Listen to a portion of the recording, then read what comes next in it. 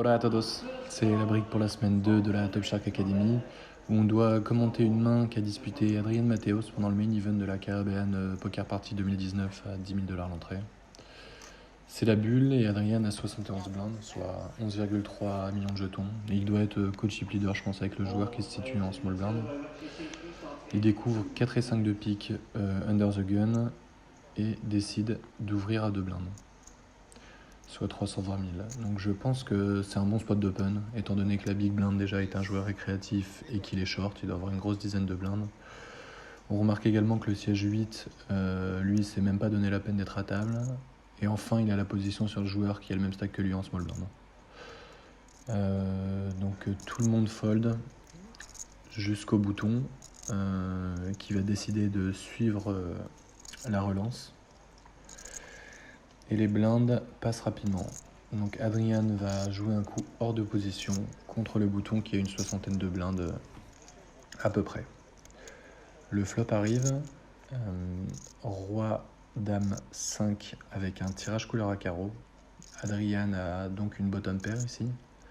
Et si on analyse un petit peu l'éventail de mains de vilain, il va avoir beaucoup de pocket pairs, donc des paires de 2 jusque paires de dames.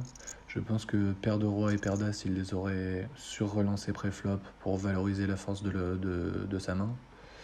Il va également avoir énormément de Broadway suités, des as X suités et quelques as-roi, as-dame offsuit. Et également peut-être quelques petits connecteurs assortis. Mais c'est même pas sûr. Donc Adrian décide de faire une mise de continuation à hauteur de 1/3 du pot. Je pense que c'est une bonne mise, qu'il n'a pas besoin de faire plus cher pour faire passer les mains qui ont manqué le flop, des mains du style As-X suité, les paires qui n'ont pas touché le brelan et les quelques connecteurs assortis. Évidemment, c'est une très bonne opération s'il arrive à faire passer ces mains-là. Vilain décide néanmoins de suivre. La turn est un 2 de carreau. Donc c'est clairement pas une bonne carte pour la main d'Adrian et surtout ça avantage énormément l'éventail de main de vilain car en payant le flop, on peut affiner un petit peu la lecture de sa main et il va payer avec tous ses tirages couleurs, tous les Broadway suités. Donc maintenant il a toutes les flushs, il a énormément de top pair, middle pair, double pair et bon, brelan de dame également. Donc l'équité de la main d'Adrian est très faible. Et je pense qu'ici, le mieux, ça va être de checker et d'abandonner sur une mise de vilain. Donc Adrian décide de checker. Son adversaire va réfléchir. On espère qu'il va laisser une carte gratuite à Adrian. Et il décide de limiter. On voit donc une carte gratuite, la rivière qui est un 7 de carreau, qui change pour le coup pas mal la dynamique des choses. Donc, après avoir check back turn, on peut enlever énormément de couleurs à son éventail de main qu'il aurait certainement voulu miser pour valoriser la force de sa main. Donc si on regarde de plus près les mains restantes qu'il a dans son range, il aura beaucoup de Broadway suités et donc qui font pas couleur.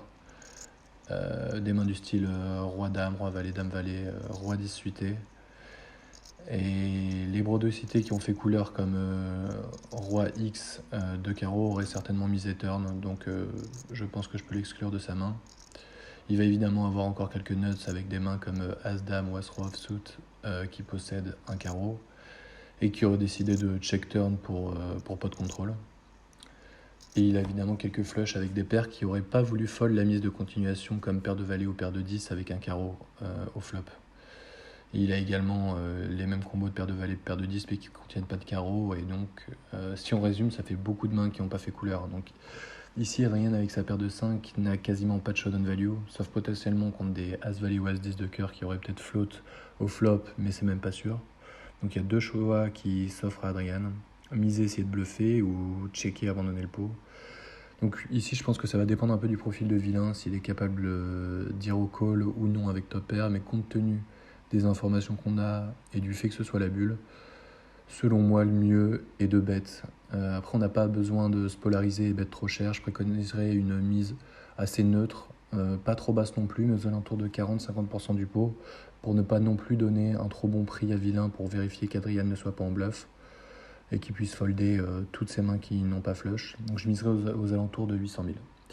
Voilà, merci de m'avoir suivi sur cette main et on se retrouve, j'espère, pour la suite de la Top Shark Academy.